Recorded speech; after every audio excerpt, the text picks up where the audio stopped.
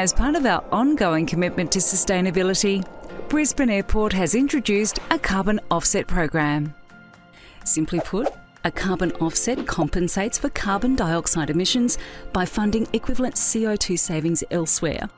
That's why we've partnered with Tasman Environmental Markets and their Native Forest Regeneration Project, a program that is bringing the bush back to cleared landscapes throughout Australia.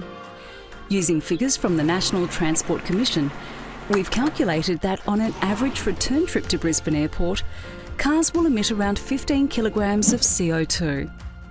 So now, when you book your parking online, you can add a 15 kilogram carbon offset to your booking. Brisbane Airport Corporation will match that offset, which will then be used for regenerative agriculture to help rehabilitate vegetation and provide habitat for native wildlife. Not only does Brisbane Airport help you see the world, now we're helping to protect it too.